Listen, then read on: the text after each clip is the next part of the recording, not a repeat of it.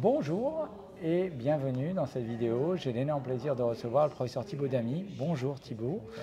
Alors c'est vraiment cet ESC finalement le congrès de l'amylose, parce qu'il y a eu pas mal d'actualités, notamment une étude randomisée. Peux-tu nous dire des points clés là? Oui, je crois qu'effectivement, là, l'amylose était déjà rentrée à l'ESC HF cette année avec vraiment énormément de sessions, mais c'est pareil pour l'ESC et l'amylose est en train vraiment de prendre son envol, si je puis dire. Donc un nouvel essai en randomisé a été présenté vendredi matin, c'est l'essai Helios B, qui est un essai en double aveugle randomisé qui s'est intéressé à une nouvelle molécule, le vutrisiran, qui est un médicament donc assez intéressant dans sa physiopathologie de l'amylose. C'est ce qu'on appelle un ARN silencer qui vient en fait bloquer l'ARN messager qui aboutit à la production de transthyrétine qui va conduire au fibrille amyloïde. Et donc là, on peut directement toucher la protéine et l'éteindre à peu près 80 à 80%, 90% de la production. Et donc c'est évidemment très intéressant, d'autant que cette molécule elle est en sous-cutanée tous les 3 mois, donc en fait 4 injections par an et on peut réduire la production de transthyrétine. Donc qu'est-ce qu'elle a démontré? C'était un essai en double aveugle, randomisé versus placebo.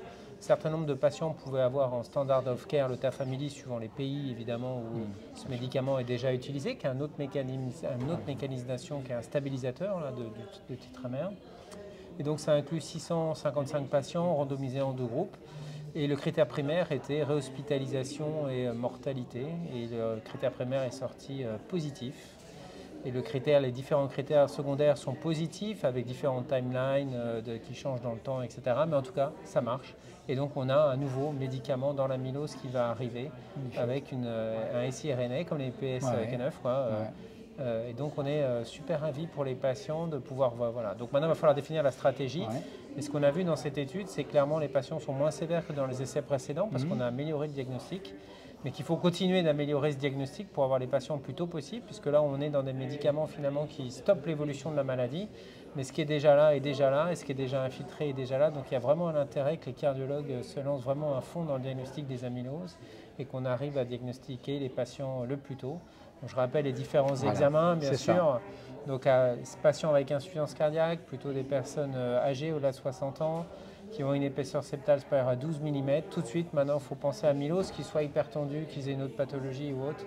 C'est vraiment aller chercher tout de suite les signes extracardiaques qui sont qui peuvent aider vraiment au diagnostic. Je vous rappelle, canal carpien, donc symptomatique ou déjà opéré, des prothèses au niveau des hanches et des genoux, la rupture du tendon du long biceps, du canal lombaire étroit, la surdité.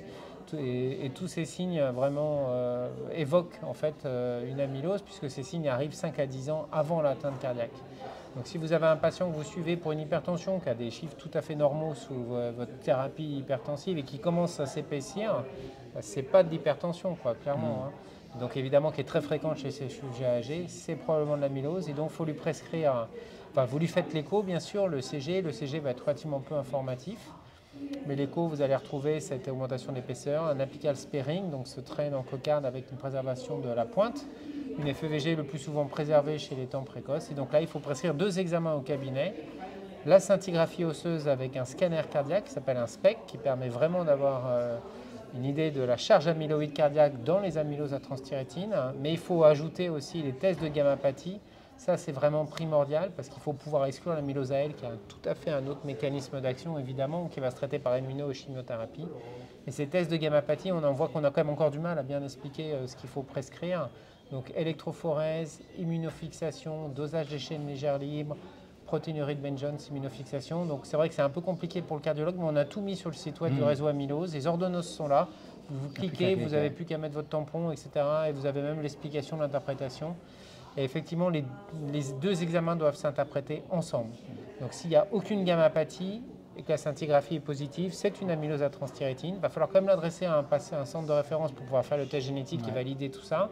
Mais après, c'est vraiment le renouvellement et la suite, c'est une affaire de cardiologue. C'est la cardiologie. On voit à l'ESC maintenant, c'est les cardiologues qui doivent prescrire ce médicament.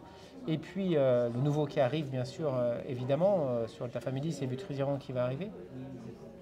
Puis s'il y a une gammapathie, là c'est plus compliqué. Il va falloir passer à la biopsie. biopsie extracardiaque et biopsie cardiaque. Et là, je pense que c'est vraiment une histoire de centre de référence parce qu'il faut que les choses aillent vite. Donc surtout, ne pas perdre de temps, envoyer le patient dans les centres de référence. C'est pareil sur le réseau amylose, il y a la carte nationale de tous les centres, il y en a partout. Et donc ils sont vraiment là pour répondre et prendre votre patient parce que si c'est une amylose AL, heureusement c'est moins fréquent, mais on ne peut pas traîner un mois pour faire le diagnostic. Et l'amylose AL, c'est comme un cancer, c'est même pire que tous les cancers. Donc si vous avez un patient qui a un cancer, vous n'allez pas attendre 6 mois, 1 an pour l'envoyer dans un centre d'oncologie, vous allez le faire immédiatement. Pour l'amylose AL, c'est pareil. Donc quand il y a gammapathie, la grenade est goupillée, il faut passer la grenade à quelqu'un d'autre, elle va nous exploser à nous. Donc voilà, on va faire ce qu'il faut en tant que centre de référence pour faire le diagnostic, mais il ne faut pas traîner. Donc on est très heureux, nouveau traitement, on améliore le diagnostic, beaucoup de sessions sur vraiment des partages d'expérience et comment améliorer le diagnostic de ces patients à l'ESC. Je pense qu'on est dans une nouvelle phase de vraiment de la prise en charge. Puis justement, ce que tu disais, c'est l'occasion je te remercie encore de l'avoir fait, d'avoir réexpliqué finalement le diagnostic et le screening, parce que c'est là. Est-ce qu'on a une idée de quelle est la partie émergée et immergée de l'iceberg? Est-ce qu'on a une idée de ça? Alors ouais, je pense qu'on est encore clairement dans le sous-diagnostic. Ouais. Beaucoup de cardiologues s'investissent et on voit bien dans les cabinets ceux qui s'investissent, qui croient, parce que c'est dur d'admettre que finalement, comme moi-même, avant que je m'intéresse à l'amylose, on ne diagnostiquait pas les patients et donc c'est difficile de se remettre en question en fait. Et on voit qu'avec les cardiologues avec qui on bosse et qui ont pris le coup de main, ils en sont à 10-12 amyloses dans leur cabinet. Et donc cette maladie existe, donc il faut que tous les cardiologues s'investissent et effectivement, il faut qu'on intègre cette maladie. Au-delà de cette maladie, c'est en fait ce nouveau syndrome, cette nouvelle classe de maladies en fait, parce qu'il n'y a pas que, c'est plusieurs types d'amylose et en fait il faut qu'on intègre ce processus physiopathologique dans la cardiologie. Et en fait il est dans tous les syndromes, parce que le problème de la cardiologie finalement, même si on a tout classé en syndrome, mais ce n'est que des syndromes et donc il y a de l'amylose dans les CMH, dans le RAC, dans la FA qui touche beaucoup, voilà. Et donc les patients qui ont des pacemakers sur les troubles conductifs, il y en a, c'est évident, c'est des amyloses. Donc évidemment on a résolu ce qu'on pouvait et traiter la conséquence organique, mais il faut à un moment traiter la cause et avancer vers la prise en charge de ces patients. Merci beaucoup Thibaut, merci à tous de nous avoir suivis.